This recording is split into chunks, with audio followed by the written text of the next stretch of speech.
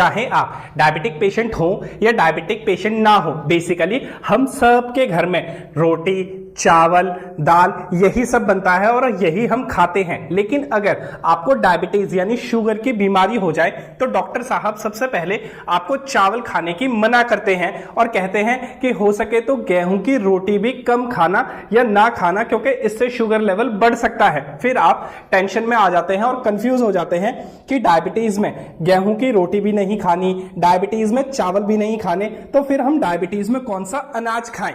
इसलिए आज के वीडियो में हम बात करने वाले हैं डायबिटिक पेशेंट्स के वर्ल्ड का बेस्ट अनाज के बारे में। यानी डायबिटिक पेशेंट ऐसा कौन सा अनाज, ऐसा कौन सा ग्रेन खाएं जिसे खाने से शुगर कंट्रोल में रहे और धीरे धीरे डायबिटीज भी रिवर्स होती चली जाए। इसे डायबिटिक पेशेंट के साथ साथ कोई भी हेल्दी पर्सन भी इस अनाज को खा सकता है और इसके लाभ उठा सकता है। मैं naturopathic doctor Ranjit Singh, diabetes specialist, health coach and nutritionist, Ayurvedic Ranjit YouTube channel में आप सभी का स्वागत करता हूं। यहां पर हम बात करने वाले हैं 3 अनाज के बारे में। पहला है नेगेटिव अनाज, दूसरा है न्यूट्रल अनाज और तीसरा है पॉजिटिव अनाज।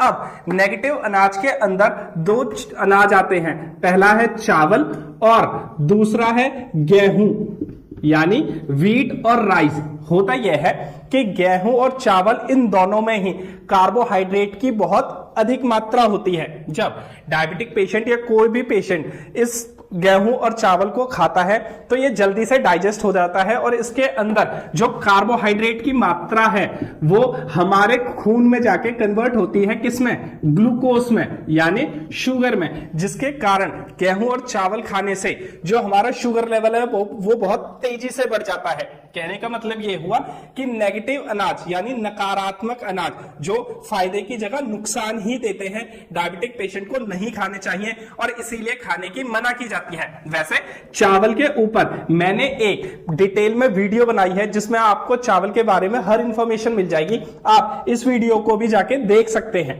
अब दूसरा जो अनाज है वो होता है न्यूट्रल अनाज। इसके अंदर क्या क्या आता है, इसके अंदर आता है ज्वार, चना, रागी, इसके अंदर एक चीज और आती है वो है बाजरा।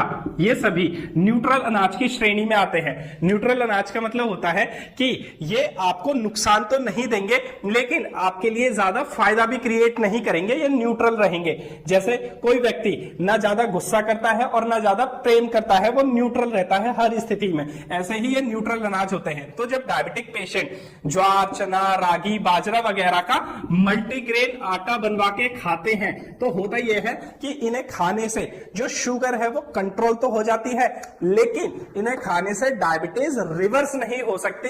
यही इसका एक बैड पॉइंट है या ये कहें कि यही इसका एक ड्रॉबैक है। बैड पॉइंट तो नहीं कह सकते, यही इसकी लिमिटेशन है। अब लास्ट में हम बात करते हैं अपने पॉजिटिव अनाज की, जिसमें फॉक्सटेल यानी कंगनी, बनियाड यानी समा के चावल, लिटिल मिलेट यानी कुटकी, कोदो, इसको हिंदी में भी कोदो ही कहते हैं, इन सभी को पॉजिटिव अनाज में शामिल किया जाता है या इसे दूसरी लैंग्वेज में आप मिलेट्स भी कह सकते हैं। डायबिटिक पेशेंट जब ये सारे अनाज यानी पॉजिटिव अनाज खाना शुरू करते हैं तो इससे जो उनकी शुगर है वो कंट्रोल में तो होती है लेकिन इसका फायदा यह है कि ये सभी अनाज, पॉजिटिव अनाज, डायबिटीज को रिवर्स करने की शक्ति रखते हैं, आपकी बीमारी को ठीक करने की शक्ति रखते हैं, बेशक आपकी बीमारी कोई सी। इसलिए आप आजकल देखेंगे कि मिलेट्स का चलन बहुत ज्यादा हो गया है। फाइनली अब मैं एक चीज कहना चाहूंगा कि डायबिटिक पेशेंट अपने एक समय में न्यूट्रल अनाज यानी एक भोजन में न्यूट्रल अनाज शामिल करें और अपने एक भोजन में